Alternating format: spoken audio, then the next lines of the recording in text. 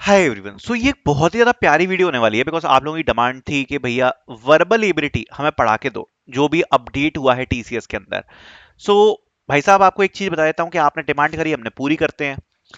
इस वीडियो में एक वन शॉट कंप्लीट वीडियो होने वाली है। अगर आप इस वीडियो को देख लोगे तो ऐसा हो ही नहीं सकता कि आपको वर्बल एबिलिटी का आइडिया ना लगे कि जो आपका टीसीएस का एग्जाम आने वाला है उसमें आप वर्बल एबिलिटी कैसे सॉल्व करोगे। बिकॉज जो आपका एग्जाम पैटर्न है, जो नया एग्जाम पैटर्न है, उसमें भैया 4 क्वेश्चंस आपके आएंगे पैसेज रिकॉल के। हमने बोला ठीक है, टाइमर के साथ इस वीडियो में प्रैक्टिस कर लेंगे अपन, टाइमर के साथ। और बोलो, 20 क्वेश्चन आने वाले हैं सेंटेंस कंप्लीशन के। इस वीडियो में अपन 50 क्वेश्चन सॉल्व कर लेंगे। और बोलो, और ईमेल राइटिंग का एक क्वेश्चन आएगा तो अपन 2 क्वेश्चन सॉल्व कर लेंगे। और 2 क्वेश्चन अपन ऐसे सॉल्व करेंगे ना कि आपको आइडिया लग जाएगा कि ईमेल कैसे लिखना है। और बोलो, पूरा खत्म कर देंगे एकमात्र वीडियो अपडेटेड सिलेबस को पूरा सॉल्व कराते हुए। इस वीडियो में पूरा अपडेटेड सिलेबस आपको सॉल्व मिलेगा। अब आपको करना क्या है, आपको एक छोटा सा काम करना है, वीडियो को लाइक करना है, बस इतना सा काम करना है, छोटा सा लाइक करना है। एक चीज और बता देता हूं थोड़ा सा डिटेल्ड में, कि जो अपन सॉल्व कर रहे हैं वो कहां से सॉल्व कर रहे हैं भैया। ठीक है, वो अपन को देखना बड़ा जरूरी है। अपन सॉल्व जो वर्बल एबिलिटी को कर रहे हैं वो कर रहे हैं इस जगह से। आप देख सकते हो यहां पर जो मॉक टेस्ट दिए गए हैं यहां से हम सॉल्व कर रहे हैं। ये जो मॉक टेस्ट है आपको कहां से मिलेंगे, ये आपको मिलेंगे डिस्क्रिप्शन में। ये जो मॉक टेस्ट है ना, TCS NQT mock test series, इसकी लिंक आपको डिस्क्रिप्शन में मिलेगी। इसमें पूरा अपडेटेड सिलेबस भी हमने डाल दिया वर्बल एबिलिटी का, और सिलेबस भी डाल देंगे। अभी भी मटेरियल हम इसमें अपडेट कर रहे हैं अपडेटेड वर्बल एबिलिटी के साथ। उसके अलावा आपको इसमें practice coding sheets, daily test for practice मिलने वाले हैं। जो मतलब आपका एप्टीट्यूड है, आप डेली प्रैक्टिस कर सकते हो, मल्टीपल सेट्स मिल जाएंगे। प्लस आपको प्रैक्टिस सेट्स मिल जाएंगे, जैसा कि आप देख सकते हो मल्टीपल प्रैक्टिस सेट्स यहां पर अवेलेबल हैं प्रैक्टिस करने के लिए। चीट शीट्स मिल जाएंगी। तो वर्बल एबिलिटी में ईमेल राइटिंग के लिए प्रॉपर चीट शीट प्रोवाइड करा दी है। फिल इन द ब्लैंक्स, ये जो आपका सेंटेंस कंप्लीशन है ना, इसके लिए एक प्रॉपर शीट प्रोवाइड करवा दी है कि भैया ये वाला फिल इन द ब्लैंक्स जो है इसको आप देख के जाओ। और इसमें आपको 350 क्वेश्चन मिलेंगे सेंटेंस कंप्लीशन के, मोर देन एनफ है। और जो पैसेज रिकॉल है उसमें मैं आपकी इतनी प्रैक्टिस करवा दूंगा, अगर आपका अभी थोड़ा सा टेस्ट है ना, तो क्या होगा कि अभी हमने 4 टेस्ट डाल दिए पैसेज रिकॉल में। ठीक है, 4 टेस्ट अभी डाल दिए हैं, मतलब एक सेट कंप्लीट डाल दिया प्रैक्टिस करने के लिए टाइमर के साथ। इसमें मैं डाल दूंगा कम से कम 20-25 सेट। अब 20-25 सेट से आप खुद सोचो आपकी कितनी प्रैक्टिस हो जाएगी। तो ये सब आपको मिल जाएगा टीसीएस एनक्यूटी के मॉक टेस्ट सीरीज में। कोडिंग प्रैक्टिस करनी है तो कोडिंग की मॉक टेस्ट मिल जाएंगे, शीट्स मिल जाएंगी। आप देख सकते हो इतनी सारी शीट्स डाल रखी हैं। सब कंप्लीट है, ये सीरीज कंप्लीट है, आपको बस पढ़ना है। तो इसकी लिंक आपको डिस्क्रिप्शन में मिल जाएगी। Now let's start the description. Let's start. ठीक है, तो जो अपडेटेड वर्बल एबिलिटी है उसमें इस बार ये ही क्वेश्चन पूछा गया था। मैं प्रीवियस ईयर भी सॉल्व करवा रहा हूं। सबसे पहले हम सॉल्व करेंगे 20 क्वेश्चंस, जो कि पर क्वेश्चन को सॉल्व करने के लिए हमें 25 सेकंड्स का टाइम है, वो टीसीएस की तरफ से दिया गया है। ठीक है, तो पहले क्वेश्चन से स्टार्ट करते हैं। इसमें मैं आपको पहले ही क्लैरिफाई करना चाहता हूं, कोई ऑप्शन आपको नहीं मिलेगा। Before I start cooking dash I should wash my hand. ठीक है, सो ये क्वेश्चन इस बार आया था, before I start cooking dash I should wash my hand. So इसका आंसर क्या होगा, फर्स्ट। ठीक है, बिफोर आई स्टार्ट कुकिंग, जब मैं खाना बनाना चालू करूं, आप इसको हिंदी में ट्रांसलेट कर लो, उससे पहले। ठीक है, उससे पहले हमें क्या करना है, अपने हैंड्स को वॉश करना है। तो इसका जो आंसर होगा क्या होगा, first. First I should wash my hands. ठीक है, फिर उसके बाद आया living the office please switch off all the lights. ठीक है, सबसे पहले इस प्रकार के जो क्वेश्चंस होते हैं ना, उनका हमेशा कॉन्टेक्स्ट समझा करो। कॉन्टेक्स्ट मतलब, ठीक है, अब ये कह रहा है डैश लिविंग द ऑफिस, तो हमें नहीं पता कि इसका आंसर क्या होगा। Please switch off all the light, सारी लाइटें बंद करके जाना ऑफिस छोड़ने से पहले। ऑफिस छोड़ने से पहले, राइट। तो पहले का मतलब क्या होता है, बिफोर। तो इसलिए इसका जो आंसर है वो क्या आएगा, before. Before living the office please switch off all the lights. She completed the assignment dash the deadline, उसने जो असाइनमेंट है वो डैश, जो डेडलाइन थी उससे डैश कर लिया। डैश क्या कर लिया, पहले कर लिया, राइट। असाइनमेंट डेडलाइन से पहले कर लिया। ठीक है, सो इसलिए आंसर इसका क्या आने वाला है, बिफोर। ठीक है, dash finishing his lunch he return to work. ठीक है, लंच के साथ क्या लिखा है, फिनिश करने के बाद वो अपने वर्क को रिटर्न किया, मतलब उसने अपना लंच कंप्लीट किया होगा तभी वो वर्क को रिटर्न किया है। So after finishing the lunch he return to work. ठीक है, the meeting was postponed dash heavy rainfall, meeting को पोस्टपोन किया गया भारी बारिश की वजह से। किस कारण की वजह से, और जब हम किस कारण के बारे में बात करते हैं तो इसका अगर आप इंग्लिश में जाओगे तो किस कारण को हम कैसे बोलेंगे, ड्यू टू। ड्यू टू, किस कारण से, जिस कारण से। जब भी आपका ये आएगा ना किस कारण से, जिस कारण से, ये आपका जो हिंदी में आता है, हिंदी में ट्रांसलेट करोगे, हिंदी अच्छी है तो आप कर लोगे इसको easily. So the meeting was postponed due to heavy rainfall. ठीक है, dash he was tired he continued working, अब इसमें आप जाओ, ही वॉज टायर्ड मतलब वो थका हुआ था, तब भी उसने काम किया। अब इससे पहले ही क्या क्या क्या आने वाला है, भले ही वो थका हुआ था फिर भी उसने अपना काम कंप्लीट किया। तो जब भी किसी सिचुएशन में आपका भले ही आता है ना, तो उस जगह पे हम क्या करते हैं, ऑल दो, मतलब भले ही उसके साथ ऐसा कुछ हो रहा था तब भी उसने वो काम किया, भले ही वो थका हुआ था फिर भी उसने अपना काम किया। So although he was tired he continued working. The employee was praised dash his dedication and hard work. तो बहुत सिंपल है, तो एम्प्लॉय को प्रेज किया गया किस वजह से, डेडिकेशन और हार्ड वर्क की वजह से, तो फॉर आ जाएगा यहां पर, for his dedication and hard work. ठीक है, please check the document carefully dash submitting. Submit करने से पहले, पहले पहले का मतलब क्या आएगा, before. So please check the document carefully before submitting it. The project was completed successfully dash the team efforts. ठीक है, so यहां पर लिखा है कि जो प्रोजेक्ट है वो कंप्लीट किया गया सक्सेसफुली, किस वजह से, dash the team effort, team के एफर्ट से किया गया। तो ये कारण दिया जा रहा है, प्रोजेक्ट को कंप्लीट किया गया किस कारण से, द टीम एफर्ट। तो कुछ कारण दिया जा रहा है, तो कारण का मतलब क्या होता है, बिकॉज। जब हम कारण देते हैं तो बिकॉज के तो यूज करते हैं कि इस कारण से ऐसा हुआ।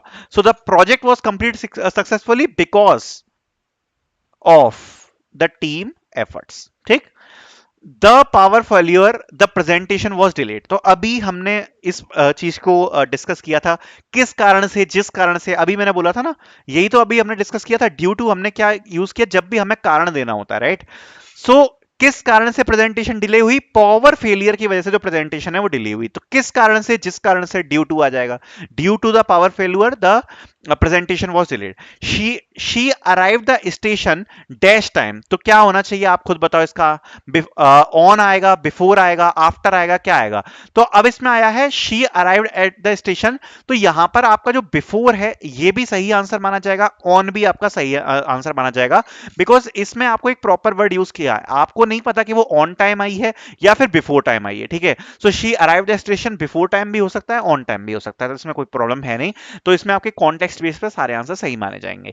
The manager appreciated the team dash achieving the target. तो ये तो अगेन बहुत सिंपल है, मैनेजर ने अपनी टीम को प्रेज किया for achieving the target, for achieving the target. ठीक है, सो देखो फॉर हम क्या यूज करते हैं, जब एक सिंपल कॉन्टेक्स्ट दिया जा रहा है और किसी सिंपल कॉन्टेक्स्ट में कोई बात बताई जा रही है, सबसे पहले तो कर्म बताया जाता है कि कर्म क्या हुआ, और उसके बाद ये बताया जाता है कि किस वजह से कर्म हुआ है। तो उसमें हम जनरली फॉर यूज कर लेते हैं, बट ये थोड़ा कंफ्यूजिंग भी है। बट जब आपको साउंड आता है ना, उसका एक साउंड आ जाता है, the manager appreciate the team, तो आप बाकी वर्ड्स भी यूज कर सकते हो। सो फॉर इसमें जो करेक्ट है वो यहां पर यूज होगा। Dash completing the training employees will receive certificate. तो देखो ट्रेनिंग खत्म करने से पहले तो सर्टिफिकेट नहीं मिल सकते, ट्रेनिंग खत्म करने के बाद ही सर्टिफिकेट मिलेंगे। So after completing the training the employees will receive certificates. ठीक है, he could not attend the meeting dash he was unwell. तो ये तो कारण हो गया, सिंपल सिंपल आ जाएगा, बिकॉज ही वाज अनवेल। ठीक है, the company organised a workshop dash improve employee skill. तो सिंपल ही है, the company organised a workshop to improve employee skills. ठीक है, एम्प्लॉयज की स्किल्स को। सो जब भी हम यहां पर को की बात करते हैं ना, को आया, जब आप हिंदी में ट्रांसलेट करोगे तो जब भी को आता है तो जनरली हम टू का यूज करते हैं। एम्प्लॉयज की कम्युनिकेशन स्किल्स को इंप्रूव करने के लिए वर्कशॉप्स को ऑर्गेनाइज किया है। ठीक है, तो एक को जब आएगा तो आप टू का यूज कर सकते हो। The weather was unfavourable the event continued as plan. तो देखो अगेन आप इसका कॉन्टेक्स्ट समझो, अभी हमने डिस्कस किया था भले, भले ही को। ठीक है, भले ही मतलब भले ही ऐसा कुछ था तब भी वो चीज हुई, यही तो डिस्कस किया था। तब हम क्या यूज करते हैं, ऑल दो, अभी मैंने आपको समझाया। सो although the weather was unfavourable, मौसम ज्यादा ज्यादा अच्छा था नहीं, पर तब भी जो था, भले ही मौसम ज्यादा खराब था, तब भी जो इवेंट था वो प्लानिंग के हिसाब से चला। So although the weather was unfavourable the event continued as plan. ठीक है, employees should remain attentive dash the training session. कोई भी चीज अगर चल रही है तब हम ड्यूरिंग का इस्तेमाल करते हैं, ड्यूरिंग, ड्यूरिंग मतलब जब भी कोई चीज चल रही है। So employ should remain attentive during the training session. So अगर आप इसमें यूज करोगे बिफोर, मतलब ट्रेनिंग से पहले अटेंटिव होना चाहिए, तो ऐसा तो नहीं होगा, या बाद में होना चाहिए, नहीं, जब ट्रेनिंग सेशन चल रहा है तब हमें अटेंटिव होना है, तो ड्यूरिंग का यूज आ जाएगा। The customer was satisfy dash the quality of service provider. तो ये तो सुनने में ही समझ में आ रहा है कि इसमें आएगा विथ। ठीक है, जब भी साथ यूज होता है ना, साथ, साथ, के साथ, तो हम हमेशा विथ यूज करते हैं। कस्टमर सेटिस्फाइड था क्वालिटी ऑफ प्रोडक्ट, ठीक है, क्वालिटी ऑफ प्रोडक्ट के साथ या से भी आप बोल सकते हो। सो किसी भी चीज से कस्टमर सेटिस्फाइड है या किसी भी चीज के साथ कोई कस्टमर सेटिस्फाइड है, तो सिंपल ये विथ का यहां पर हम यूज करते हैं, ठीक है। You may contact the support team dash you require assistant, ठीक है। आप सपोर्ट टीम को कांटेक्ट कर सकते हो जब भी आपको असिस्टेंट की रिक्वायरमेंट हो। तो जब भी, ठीक है, जब भी को इंग्लिश में क्या बोलते हैं, वेनेवर। जब भी आपको रिक्वायरमेंट हो सपोर्ट की तो आप सपोर्ट टीम को कांटेक्ट कर सकते हो, तो वेनेवर ही तो बोलते हैं, जब भी आपको रिक्वायरमेंट, वेनेवर, ठीक है। The report must be review dash it is submitted to the client, तो क्लाइंट को सबमिट करने से पहले ही रिव्यू होगी, तो बिफोर इसका आंसर आ जाएगा। सो आई होप ये जो 20 क्वेश्चन है हमने सॉल्व कर लिए हैं। 25 सेकंड्स आपको मिलते हैं पर क्वेश्चन को सॉल्व करने के लिए। और अगर आपको प्रैक्टिस करनी है इन क्वेश्चंस की तो डेफिनेटली बहुत सारे क्वेश्चंस की शीट हमने प्रोवाइड करा दी है ऑलरेडी अपने मॉक टेस्ट सीरीज के अंदर, through which you can practice. Also सारे सब्जेक्ट के लिए आपको मल्टीपल टेस्ट मिल जाएंगे प्रैक्टिस करने के लिए। इस वाले सेट में जो हम क्वेश्चंस कर रहे हैं ना, वो थोड़े से मीडियम और हार्ड लेवल के क्वेश्चंस होने वाले हैं। अपन ने अभी तक जो सेट्स सॉल्व किए हैं वो मीडियम लेवल के ही करे हैं, बट इस वीडियो में अभी इस ये जो सेट को हम सॉल्व कर रहे हैं ये मीडियम और हार्ड डिफिकल्टी का होगा। क्यों? बिकॉज ये भी प्रैक्टिस करना इंपॉर्टेंट है, क्योंकि इसमें जो क्वेश्चंस होने वाले हैं वो ग्रामर के नहीं होंगे, वो होंगे वोकैब बेस्ड, कॉन्टेक्स्ट बेस्ड। और ऐसे क्वेश्चंस टीसीएस पूछती है। तो टीसीएस ने अभी रिसेंट के एग्जाम में ऐसे क्वेश्चंस पूछे हैं, तो प्रैक्टिस करना काफी ज्यादा इंपॉर्टेंट है।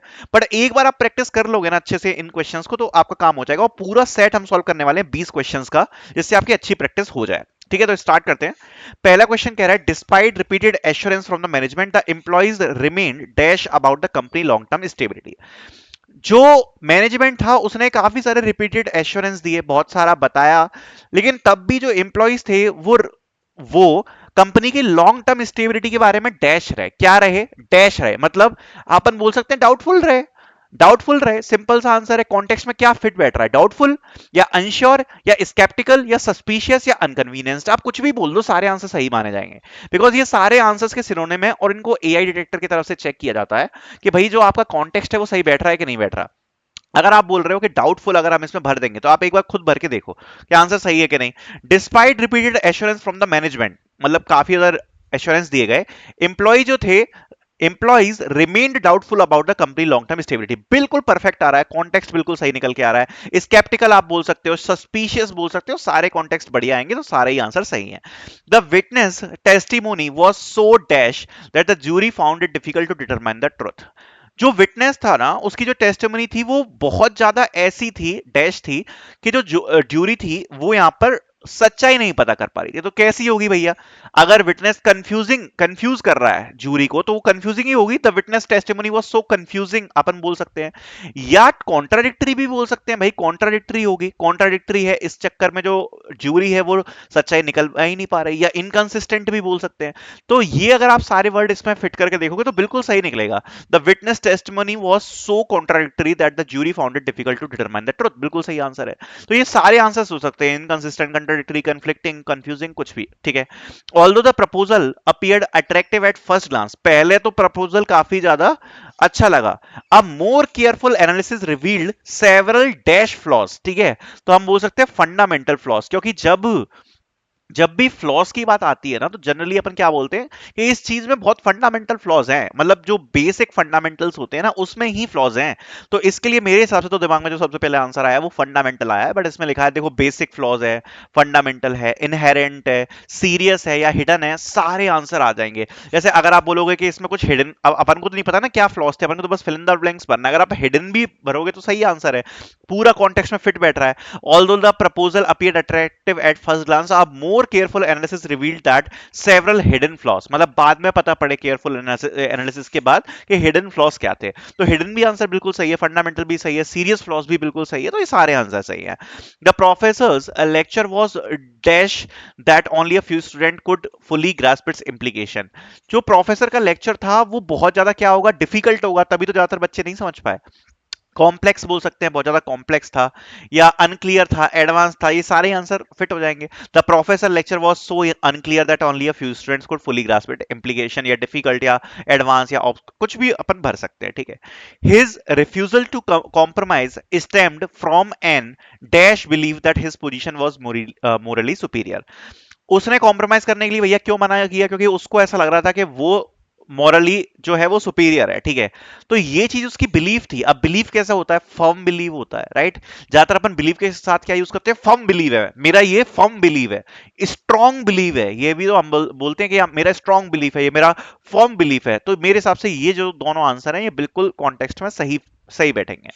The committee sought to dash concerns by implementing a series of transparency measures। भैया जो ट्रांसपेरेंसी मेजर्स हैं, ठीक है, जो कंपनी थे उसने देखे, अब वो जो कंसर्न्स हैं उनको इंप्लीमेंट किया जाएगा। अब क्या किया जाएगा, क्यों किया जाएगा, जो ट्रांसपेरेंसी की जो मेजर है उसको क्या करने के लिए, कम करने के लिए। तो इसमें सीधी सीधी बात है, रिड्यूस हम बोल सकते हैं कि भैया कम करने के लिए आप बोल सकते हो। The committee sought to reduce concerns by implementing a series of transparency measures. बहुत सारे ट्रांसपेरेंसी मेजर्स जो है वो कंपनी ने ले लिए, क्यों ले लिए, कंसर्न को रिड्यूस करने के लिए, या अपन बोल सकते हैं कंसर्न्स को लेस करने के लिए, या बोल सकते हैं कंसर्न्स को ईज करने के लिए, या काम करने के लिए, कुछ भी बोल सकते हैं, ठीक है। कंसर्न्स को कम मेरे हिसाब से बेटर रहेगा, रिड्यूस करने के लिए ट्रांसपेरेंसी मेजर्स जो हैं वो कंपनी ने ले लिए, ठीक है, कमेटी ने ले लिए।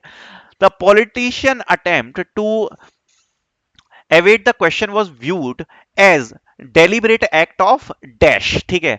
भैया कोई नेताजी से सवाल पूछा गया, वो बच रहे हैं उससे, ठीक है, इवेट द क्वेश्चन मतलब वो बच रहे हैं।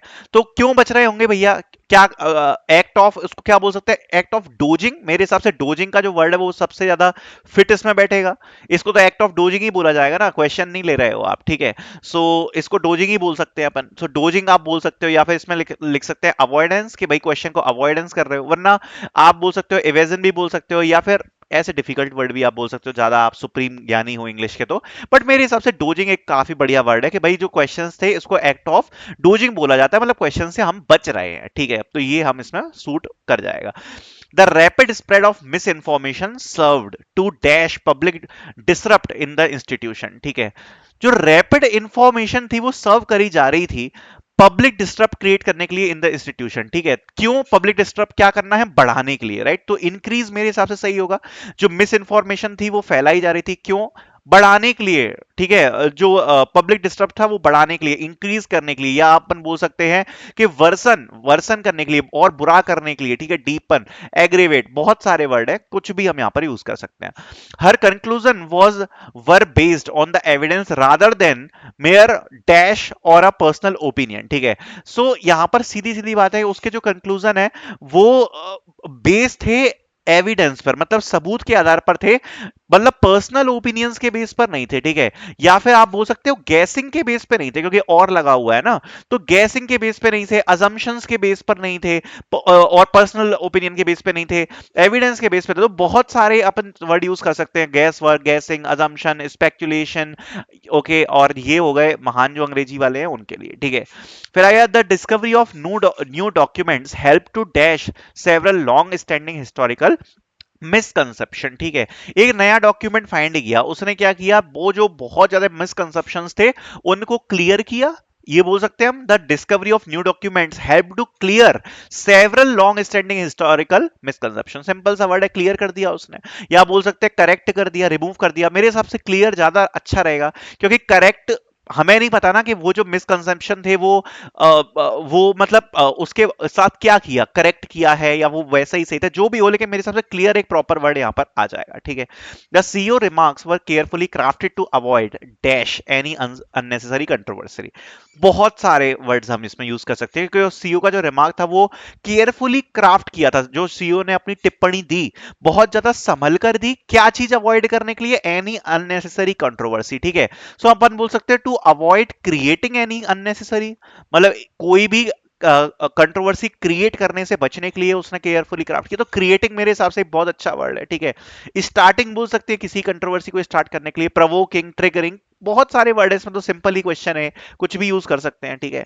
The researchers methodology was criticised for being unsufficient insufficient dash to support such broad claims, ठीक है। कह रहे हैं जो रिसर्चर हैं उनकी जो मेथड था उनका, उसको क्रिटिसाइज किया गया, क्यों, क्योंकि इनसफिशिएंट आप बोल सकते हो, insufficient dash to support such broad claims, मतलब जो उन्होंने बड़े बड़े दावे के लिए उसको लेकर जो उनकी रिसर्च थी वो क्रिटिसाइज करी गई, क्यों, क्योंकि डिटेल्ड सीधा वर्ड आएगा इसमें, डिटेल्ड।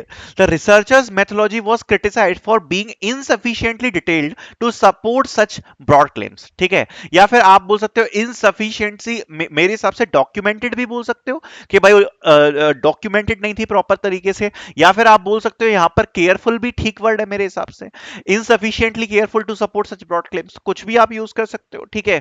सो मेरे हिसाब से डॉक्यूमेंटेड भी एक अच्छा वर्ड है, ठीक है, और डिटेल्ड भी आप बोल सकते हो। The sudden policy reversal left investors in state of considerable, बहुत सारे वर्ड्स यूज कर सकते हैं, ठीक है। मतलब एक इन्वेस्टर था, ठीक है, सडन जो आप देख सकते हो कि पॉलिसी थी, चेंज हुआ, तो वो क्या हो सकता है, डाउटफुल हो सकता है, कंसीडरेबल डाउट, ठीक है। The sudden policy reversal left investors in a state of considerable doubt, ठीक है, डाउटफुल हो सकता है। इनसिक्योर हो सकता है तो इनसिक्योरिटी बोल सकते हैं, कंफ्यूज्ड बोल सकते हैं, कंफ्यूजन बोल सकते हैं, ठीक है।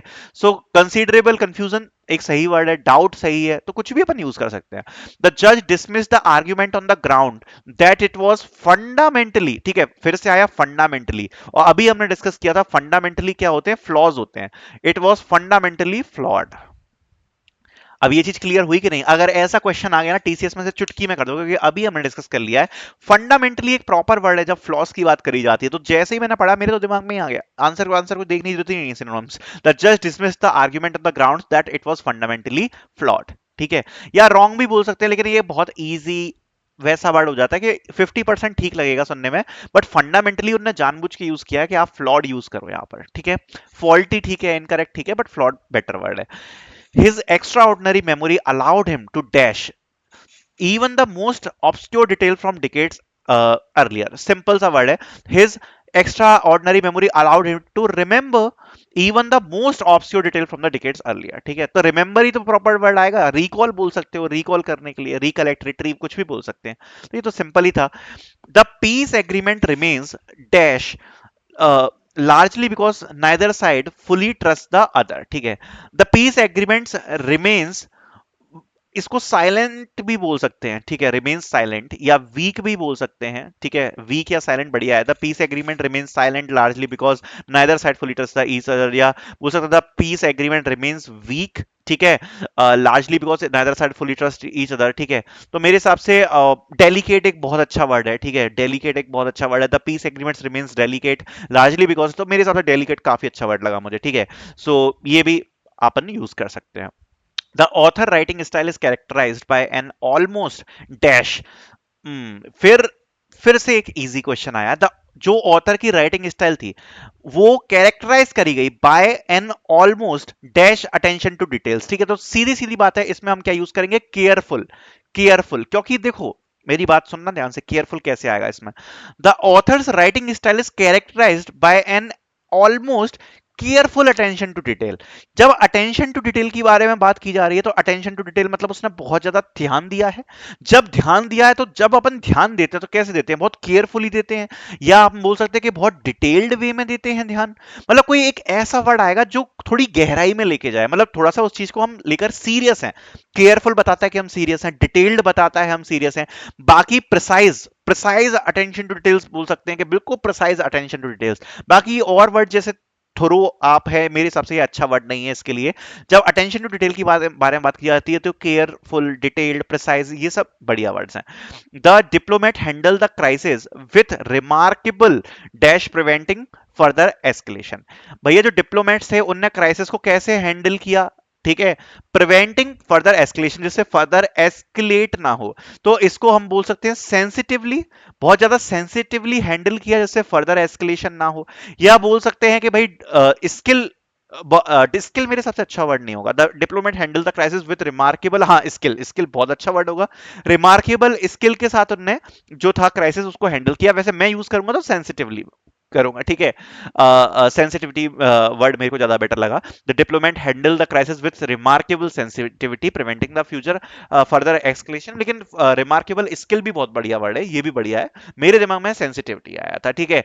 डिप्लोमेसी सही वर्ड है, ठीक है। डिस्क्रिशन बोल सकते हो, टैक्ट बोल सकते हो, टैक्ट भी बहुत अच्छा वर्ड है यहाँ पर, कि the diplomat handle the crisis with remarkable tact, ठीक है, तो ये भी बढ़िया है। The theory gained acceptance only after years of rigorous testing and independent. बहुत सिंपल है, इसमें तो प्रूफ ही आना चाहिए, ठीक है। पढ़ के ही समझ में आ रहा है, मतलब अगर आप एग्जाम में पढ़ोगे आपके मन से अपने आप प्रूफ निकल जाएगा, जैसे अभी मैंने पढ़ा, the theory gained acceptance only after years of rigorous testing and independent proofs. मतलब जो थ्योरी थी उसको एक्सेप्ट किया गया क्या, काफी साल की rigorous testing and independent proofs के साथ। ये तो बहुत ही सिंपल है, बाकी क्या वर्ड्स दिए हैं इसमें, वेरिफिकेशन, वेरिफिकेशन, चेकिंग, वैलिडेशन, ये भी अपन यूज कर सकते हैं, बट मेरे सबसे प्रूफ सीधे सबसे पहले दिमाग में आ रहा है। इवन आप भी अगर पढ़ोगे सबसे पहले दिमाग में पढ़ते ही प्रूफ आ जाएगा, ठीक है। तो प्रूफ काफी बढ़िया है, हाँ, लेकिन चेकिंग, वैलिडेशन, वेरिफिकेशन यूज करोगे तो मेरे हिसाब से ये भी बढ़िया रहेगा। The organisation success can be attributed not only to innovation but also its operational effectiveness, productivity, competency, skills, efficiency, कुछ भी आप यूज कर सकते हो, ठीक है, कुछ भी आप यूज कर सकते हो। मेरे हिसाब से सारी आप पढ़ के देखो, वर्ड अच्छे फिट बैठेंगे। आपके मन में क्या आ रहा है, the organisation success can be attributed not only to innovation but also to its operational skill. मेरे मन में तो स्किल आ रहा है इसमें, क्योंकि ऑपरेशनल के बारे में बात करी जाती है। ऑपरेशनल का मतलब क्या है, ऑपरेशंस करना, राइट। तो वो मेरे हिसाब से स्किल के साथ ज्यादा जुड़ता है, तो ऑपरेशनल स्किल अपन ज्यादा बोलते हैं। तो मेरे हिसाब से ये मेरे मन में आ रहा है। तो ये पूरा सेट हमने सॉल्व किया है, आई होप आपको मजा आया होगा। Let's start with the another set. कैसे क्वेश्चन आते हैं मैं आपको दिखाता हूँ।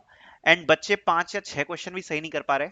इस वीडियो में हम 10 क्वेश्चन के सेट को सॉल्व कर रहे हैं। टोटल कितने क्वेश्चन आएंगे आपके एक्चुअल पेपर में, 20 क्वेश्चन, और इसमें हम सॉल्व कर रहे हैं कितने, 10 क्वेश्चन, ठीक है। और बच्चों को दिक्कत आ रही है काफी इस वाले सेक्शन में, तो वो देखते हैं क्यों आ रही है। She dash to school every day. तो लड़की कहां जा रही है, स्कूल जा रही है, राइट, स्कूल जा रही है हर दिन।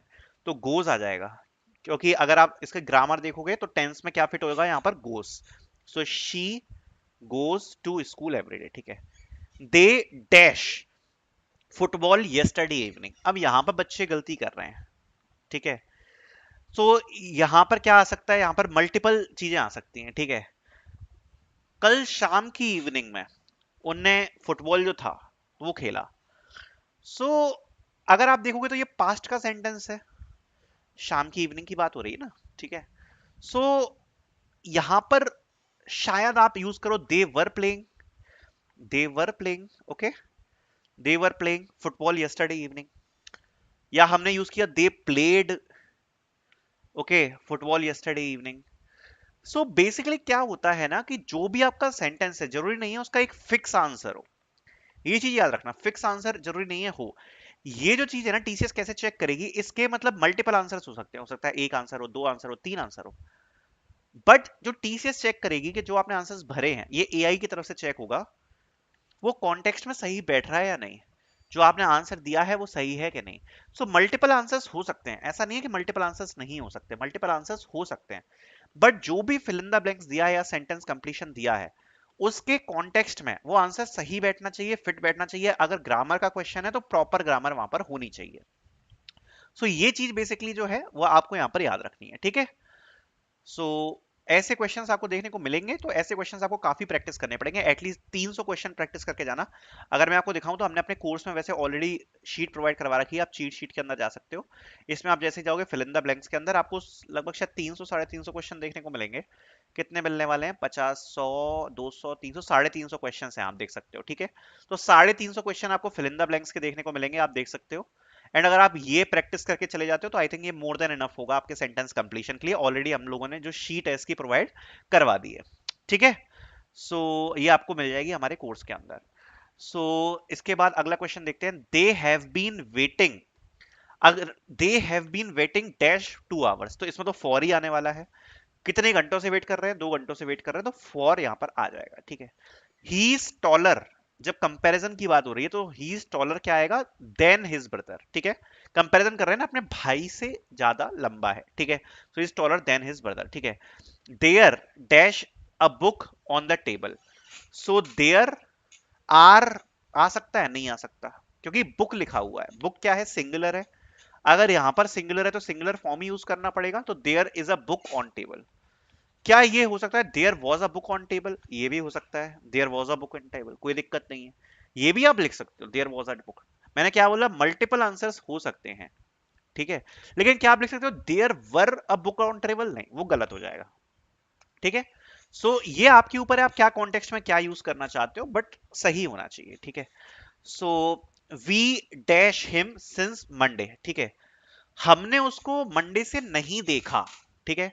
पहली बात तो ये पास्ट में जा रहा है, ठीक है, प्रेजेंट में बात कर रहे हैं पास्ट की, ठीक है, और सिंस मंडे यहां पर यूज किया है, ठीक है, तो इस कॉन्टेक्स्ट में क्या होगा, वी हमने नहीं देखा, ठीक है, तो we dash him since Monday, तो इसमें सी आना चाहिए। अब सी का क्या फॉर्म यूज होगा, we have not seen him since Monday, ठीक है, we have not seen him since Monday, तो ये यहां पर प्रॉपर कॉन्टेक्स्ट के साथ यूज होगा। इसके लिए आपको टेंस वगैरह आने चाहिए, ठीक है। The children are dash the park, the children on the park हो सकता है, नहीं, ऊपर तो नहीं होंगे, पार्क के अंदर होंगे, तो क्या आएगा, in, the children are in the park, ठीक है। She dash a letter when I called her, तो लेटर क्या लिखा जाता है, लेटर क्या किया जाता है, लिखा जाता है, राइट, तो राइट यूज होगा। She write a letter when I called हर, नहीं हो सकता। She was writing a letter when I called हर, जब मैंने उसे कॉल किया वो लेटर लिख रही थी, तो क्या ये सही होगा, खुद हिंदी में बोल के सोचो, जब मैंने उसे कॉल किया वो लेटर लिख रही थी, ठीक है, सो हाँ ये सही होगा। तो she was writing a letter when I called हर, ये इसका आंसर होने वाला है, ठीक है। उसके बाद please give me dash Apple from the basket, so Apple के पहले क्या आएगा, ए एन दी, आपको पता होगा ना वॉबल्स, जो वॉबल्स होते हैं उनसे पहले क्या आता है, एन आता है, ए ई आई ओ यू से पहले, ठीक है। So please give me an apple from the basket, ठीक है। It if it rains dash we dash at home, अगर पानी बरसता है, अगर पानी बरसता है तो हम घर में रहेंगे, फ्यूचर की बात हो रही है, घर में रहेंगे, सो स्टे के साथ क्या आएगा, will, so we will stay और एट अब जो होम, हम ये सो ये पैसेज इसका रिकॉल्स आंसर को होगा। सॉल्व करने तो वाले आई हैं, ये होप हम ये भी अपनी आपको मॉक टेस्ट क्लियर सीरीज होगा, से कर रहे हैं। ठीक है। मतलब अगर आप इसको सो सीरीज को इस प्रकार के परचेज जो करते हो क्वेश्चंस है ना, वो आपको वैसे तो देखने को बहुत सारे मिलने वाले बच्चों हैं, ने तो ये ऑलरेडी भी कर हमने रखी सॉल्व है, कर लिया। अब हम जाते तो हैं नेक्स्ट आपको सेक्शन। सेम ऐसे ही पैसेज रिकॉल की प्रैक्टिस देखने को मिलेगी। अभी हमने 4 डाल रखे हैं और अभी इसमें हम 20 पैसेज रिकॉल्स डालने वाले हैं, जिससे आपकी बहुत ज्यादा प्रैक्टिस हो जाए, राइट। तो उसमें से कुछ क्वेश्चंस को हम जो सॉल्व कर रहे हैं ये हम अपनी मॉक टेस्ट सीरीज से ही कर रहे हैं, और ईमेल राइटिंग भी हम अपनी मॉक टेस्ट सीरीज से ही करेंगे। सो स्टार्ट करते हैं। लिंक मॉक टेस्ट सीरीज का डिस्क्रिप्शन में है, एक बार चेकआउट जरूर करना। मॉक टेस्ट सीरीज के अंदर पूरा टीसीएस को कवर करते हुए अब हमें सॉल्व करना है पैसेज रिकॉल। तो पैसेज रिकॉल पर आ जाते हैं। पैसेज रिकॉल कैसे दिखेगा और हमने कैसे प्रोवाइड कराया, मैं आपको दिखा देता हूं। जनरली आपको केवल 30 सेकंड मिलते हैं पैसेज पढ़ने के लिए, तो आप देख सकते हो ये पैसेज है आपका, आपको 30 सेकंड टाइम मिलेगा, टाइमर चल रहा है। सो इसमें लिखा है Ravi was a curious boy in a small town. तो सबसे पहले आपको आपके दिमाग में रखना है कि रवि क्या है, क्यूरियस लड़का है अपने छोटे से घर में। One day he found an old की बरीड नियर द रिवर, उसको आपकी नदी के पास एक छोटी पुरानी चाबी मिल गई। The villager said it belong to a forgotten temple, ये कोई पुराने भूले हुए टेंपल पे मिला। Driven by excitement he set out to find the place, after days of searching he unlock the temple door, inside he discovered not gold but ancient book of wisdom. तो सबसे पहले इसमें क्या बताया गया, रवि एक छोटा लड़का है, ठीक है, और जो पुरानी चाबी है उसको वो मिली कहाँ, नदी के पास। विलेजर्स जो गांव वाले थे उनने क्या बोला कि ये कोई भूले हुए टेंपल की है, तो वह एक्साइटमेंट में उस चीज को उसने ढूंढा। उसके बाद काफी दिन ढूंढने के बाद वो टेंपल का जो डोर था उस पर बैठा, एंड वहां पर उसको गोल्ड तो नहीं मिला बट वहां पर उसको कुछ किताबें मिली। तो ये आपने पैसेज पढ़ा, ये आपको बहुत कम टाइम मिलेगा, केवल 30 सेकंड, इसलिए ये टफ है और 30 सेकंड में आपको सॉल्व करना पड़ेगा। और आप सामने देख सकते हो जैसे ही आपके 30 सेकंड खत्म हुए, अपने आप, मैंने तो कुछ क्लिक नहीं किया, अपने आप ये आंसर जो है वो ऐसे ओपन हो जाएगा। तो अब कुछ पॉइंट्स अब पता नहीं मुझे याद रहेंगे कि नहीं। रवि एक गांव का लड़का है, ठीक है, ऐसे ही बता रहा हूं मैं जितना मुझे याद है। गांव का लड़का, क्योंकि मैं बोल रहा था तो इतना याद नहीं है। गांव का लड़का है, ठीक है। अब पुराने गांव का लड़का है, फिर इसको कुछ एक की मिली है, ठीक है, रिवर के पास। इसने गांव वालों से पूछा है, ठीक है, गांव वालों से इसने कुछ पूछा एक्साइटमेंट में। फिर वो उसको सर्च करने गया, सर्च करने जब वो गया तो उसको वहां पे क्या, गोल्ड तो नहीं मिला, गोल्ड की जगह उसको क्या मिली, विजडम की बुक्स मिली। तो ये आपकी एक बेसिक समरी है जो कि आपको यहाँ पर राइट करनी होगी 2 मिनट्स के अंदर। तो आपने पैसेज पढ़ा था, पैसेज को पढ़ने के बाद आपको सेम चीज जो है वो आपको अपने वर्ड्स में राइट करनी है। So this was the passage recall, ठीक है। सो आई होप ये चीज आपको क्लियर हुई होगी। एक बार क्वेश्चन कर लेते हैं हम इसी का, पैसेज रिकॉल का दोबारा से करते हैं। Meera lived in a bustling city. She always dreamt of opening a small bakery. One morning, she found a vacant shop near the park. With her savings, she rented it and began baking. At first, only a few neighbors come to buy. Word spread quickly about her delicious cake. Soon, the shop was filled with happy customers. Meera realized her dream had finally come true. भैया मीरा मीरा है जो एक city में रह रही है, हमेशा वो ओन करना चाहती थी बेकरी को। एक सुबह उसने एक उसको वेकेंट शॉप मिली, ठीक है, एंड उसने अपनी सेविंग्स से उसको रेंट कर लिया और अपनी बेकिंग को चालू किया।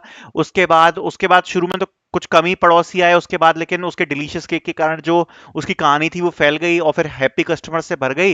एंड उसके बाद जो उसका ड्रीम था वो उसका यहाँ पर ट्रू हो गया। तो सिंपल है, एक छोटा बेकरी चाहती थी वो, एक बिजी सिटी में रह रही है, उसको फिर रेंट कर ली उसने एक शॉप। उसके बाद अपना काम चालू किया। शुरू में तो कम ही पड़ोसी आए, कम पड़ोसी आने के बाद उनसे जो वर्ड्स है वो फैल गया, एंड फिर जाके जो हैप्पी कस्टमर्स थे वो बन गए। अब लिखने के लिए आ गया, तो लिखने में सबसे पहले हमारे पॉइंट्स क्या है। मीरा थी जो एक सिटी में रह रही है, उसका क्या, उसको बेकरी की शॉप चाहिए थी, फिर उसने वो उसको रेंट करी। रेंट करने के बाद स्टार्टिंग में तो उसके जो कस्टमर्स थे वो कस्टमर्स कम आए, नाइबर्स ही आए। एंड उसके बाद उसका वर्ड ऑफ माउथ फैल गया। वर्ड ऑफ माउथ फैलने के बाद कस्टमर्स आने लगे और उसका जो ड्रीम था वो यहाँ पर क्या हो गया, ट्रू हो गया। यही तो थी समरी। तो ये समरी हमने यहाँ पर, इंटरफेस है, ठीक है। तो इसको स्टार्ट करता हूं। तो जैसे ही स्टार्ट करूंगा तो यहाँ पर दिखा रहा है पैसेज, फटाफट से स्टार्ट करते हैं क्योंकि यहाँ पर मेरा टाइमर, अगर आप देख सकते हो तो टाइमर यहाँ पर चल रहा है, ठीक है। So the sun was bright in the sky, ठीक है। Children played cricket in the open ground, a ball rolled near the fence and boy ran to get it, a toy barked loudly chasing after the ball, everyone laughed at the funny scene, the game continued with cheers and clap। ये हमारा passage है, ठीक है। तो जल्दी से recall कर लेते हैं। जो सूरज है वो चमक रहा था आसमान में, और जो बच्चे थे वो क्रिकेट खेल रहे थे ओपन ग्राउंड में। फिर एक जो बॉल थी वो फेंस के पास गई, ठीक है, एंड लड़का भागा उसकी तरफ, फिर कुत्ता उसके ऊपर भौंका। उसके बाद जब वो चेस कर रहा था बॉल को, फिर उसके बाद हर कोई हंसा फनी सीन के ऊपर, और फिर ऐसे ही जो गेम है वो कंटिन्यू हुआ विथ चीयर्स एंड क्लैप्स, ठीक है। ये हमारा पैसेज है। अब आप देख सकते हो जैसे ही टाइमर खत्म होगा ऑटोमेटिकली हम नेक्स्ट सेक्शन पे चले जाएंगे। ये फैसिलिटी हमने अपने इस टेस्ट के अंदर भी कर रखी है। तो ये तो हमारा पैसेज हो गया, ठीक है। अब हमें लिखना है, और इसका लिखने का जो टाइमर है वो चालू हो चुका है। तो जितना मुझे याद है मैं लिख देता हूं, ठीक है। तो क्या कर रहे थे बच्चे, क्रिकेट खेल रहे थे ग्राउंड में, सबसे पहले ये वाला पॉइंट था। अभी मैं जस्ट आपको आइडिया दे रहा हूँ, ग्राउंड में क्रिकेट खेल रहे थे, ठीक है। और सन जो था वो इससे पहले था कि सन स्काई में ब्राइट था, ठीक है। सन स्काई में ब्राइट था और बच्चे ग्राउंड में क्रिकेट खेल रहे थे, ठीक है। उसके बाद एक जो बॉल थी वो फेंस के पास रोल होते हुए गई, ठीक है। तो बच्चे ने उसको चेस करी और कुत्ता उस पर बार्क किया, ठीक है। तो इस फनी सीन को देखकर मतलब सब लोग हंसे, ठीक है, और गेम चीयर्स और क्लैप्स के साथ चालू हुआ। यही तो था पैसेज में। आप देख सकते हो ऑटोमेटिकली मेरा जो राइटिंग वाला सेक्शन है वो चालू हो चुका है, right the passage in your own words, जिसमें मैंने क्या लिखा है, सन स्काई में ब्राइट था, ठीक है। बच्चे ग्राउंड में क्रिकेट खेल रहे थे, बॉल फेंस पर रोल हुई, इसमें बच्चे ने चेस करी बॉल को और कुत्ता उस पर बार्क किया। तो बाकी बच्चे जो थे वो फनी लाफ में इन्वायरमेंट हो गया, और चीयर्स और क्लैप्स के साथ जो गेम था दोबारा से कंटिन्यू हुआ। तो ये जो पैसेज है ये हमने ऐसे राइट करना है। ये 2 मिनट का आपको समय मिलेगा इसे लिखने को। और आप अगर मैं यहाँ पर क्लिक करूंगा प्रीवियस सेक्शन पे तो आप देख सकते हो मैं प्रीवियस सेक्शन में नहीं जा सकता। तो सेम फैसिलिटी आपको टीसीएस में मिलेगी, जो सेम फैसिलिटी हमने अपने मॉक टेस्ट के अंदर प्रोवाइड कराई है। ये मैं आपको मॉक टेस्ट से सॉल्व करवा रहा हूँ, ठीक है, जो हमने बच्चों को प्रैक्टिस करने के लिए प्रोवाइड करवाया है। तो जैसे ही यहाँ पर टाइम खत्म होगा तो हम इसको सबमिट कर सकते हैं, और आपको देख यहाँ पर आ जाएगा क्या क्या आप सबमिट करना चाह रहे हो। तो मैं यस पे क्लिक कर दूंगा तो ये जो मेरा है, ये जो पैसेज है ये सबमिट यहाँ पर हो जाएगा, ठीक है। तो मेरा अगर आप देख सकते हो ये सबमिट हो चुका है।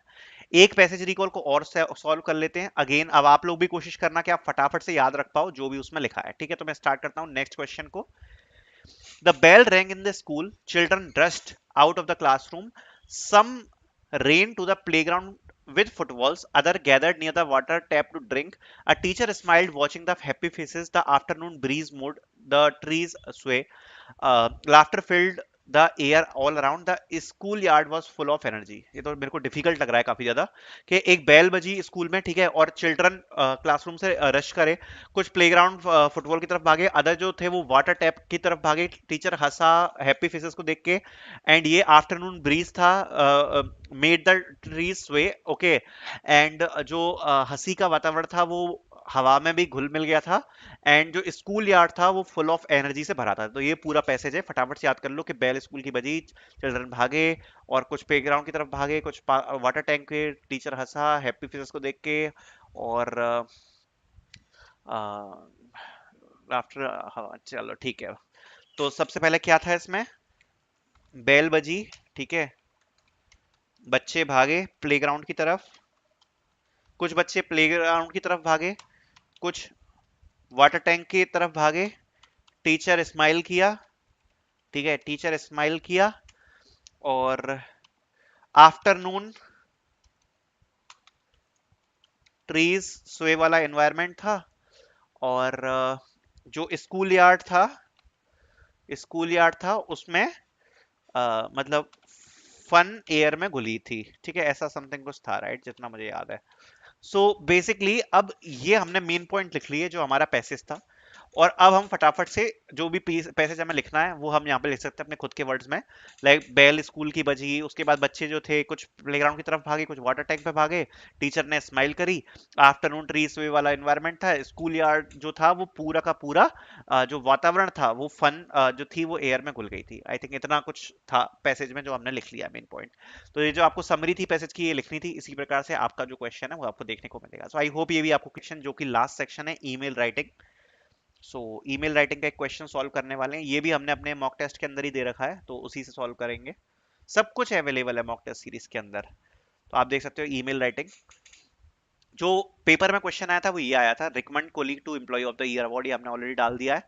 नेक्स्ट क्वेश्चन जो हम कर रहे हैं जो इस बार आ सकता है, बहुत हाई चांसेस है, रिकमेंड कलीग फॉर प्रमोशन। सो कैसे मेल लिखेंगे इसका देख लेते हैं।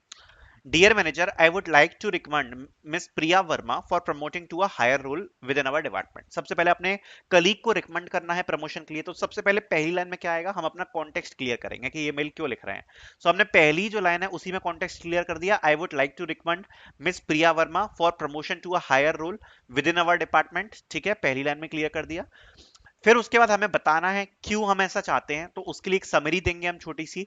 सो during her tenure she was consistently exceeded expectations and delivered high quality result across multiple projects.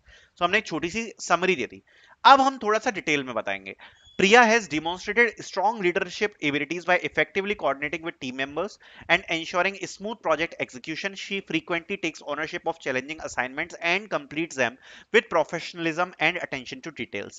Her excellent communication skills, technical competencies, and willingness to mentor junior employees have earned the respect to both colleagues and clients. She also contributed several innovative ideas that improved team productivity and efficiency. आप अपने हिसाब से कुछ भी लिख सकते हो। Given her achievements, dedication, and potential to take on greater responsibilities, I believe she is highly deserving of a promotion. I request you to kindly consider her candidature during the upcoming performance review cycle. And उसके बाद वही regards your name आप भेज सकते हो, ठीक है। सो अगर आप देखोगे तो इसमें हमने क्या कहा, पहले सबसे पहले कॉन्टेक्स्ट बताया, फिर एक लाइन में समरी दी, फिर यहाँ पर उसने क्या क्या काम किया है वो हमने थोड़ा सा डिटेल में बताया है। उसके बाद लास्ट में हमने कंक्लूजन दिया है कि भाई जैसा उसका अचीवमेंट है, डेडिकेशन है, पोटेंशियल है, उस हिसाब से मुझे ऐसा लगता है उसको प्रमोशन में दिया जाना है। तो ये एक तरीका होता है कि सबसे पहले आप इंट्रोड्यूस कराओगे सब्जेक्ट को इंट्रोड्यूस कराने के बाद एक समरी में बता दोगे कि क्या कहना चाहते हो, फिर थोड़ा सा लंबा उसका ब्रीफ करोगे, लास्ट में कंक्लूजन में आप क्या चाह रहे हो उसको आप एक नोट पे खत्म करोगे, ठीक है। So this kind of email writing section क्या है, ईमेल राइटिंग। तो इस साल का प्रीवियस ईयर, मतलब प्रीवियस ईयर क्या है, इस बार जो पूछा गया था क्वेश्चन वही सॉल्व कर लेते हैं। सो इस बार ईमेल राइटिंग में ये क्वेश्चन पूछा था टीसीएस ने, इसी को सॉल्व कर लेते हैं, हमने अपने कोर्स में ऑलरेडी डाल दिया है। Recommend colleague for the employee of the year award, तो इसका कैसे आप ईमेल लिखोगे, ऑलरेडी हमने अपने कोर्स में शीट अपलोड कर दी है, देख सकते हो केएन अकेडमी का लोगो यहाँ पर छपा हुआ है। Recommend colleague for the employee of the year award, subject recommendation of the employee of the year award. Dear manager, I am writing to recommend my colleague Rahul Sharma for the employee of the year award. Over the past year, Rahul has consistently demonstrated exceptional dedication, professionalism, and commitment towards his responsibilities. He has played a key role in the successful completion of several important projects and always been willing to support the team members whenever challenges arise. His technical expertise, problem solving skills, ability to work effectively under pressure have contributed significantly for our team success. In addition to his excellent performance, Rahul maintains a positive attitude and encourages collaboration within the team. He often takes initiative, volunteers for critical tasks, ensure that the project deadlines are met without compromising quality. Considering his outstanding contribution and exemplary work ethic, I strongly believe he deserves this recognition. I kindly request you to consider his nomination for the Employee of the Year award. So ये जो email था ये लिखना था 9 minute के अंदर, ऐसे हमने मल्टीपल एग्जाम्पल ईमेल्स भी ऐड कर दिए हैं अपने इस शीट के अंदर, जैसा कि आप देख सकते हो मल्टीपल ईमेल्स हमने यहाँ पर ऐड कर दी हैं which you can definitely use for your preparation. And ये भी आपको मॉक टेस्ट सीरीज के अंदर मिलेगा, we already provided it. And that's how you need to write the email. तो हमने पूरा पेपर सॉल्व कर लिया है आई थिंक, ठीक है। हमने पैसेज रिकॉल के क्वेश्चन को डिस्कस किया कि वो कैसे आएगा, ठीक है। और हमने sentence completion, fill in the blanks discuss किया। ईमेल राइटिंग हमने डिस्कस करी। So this was the one shot video for solving the verbal ability. I hope you guys liked it. Thank you so much for watching.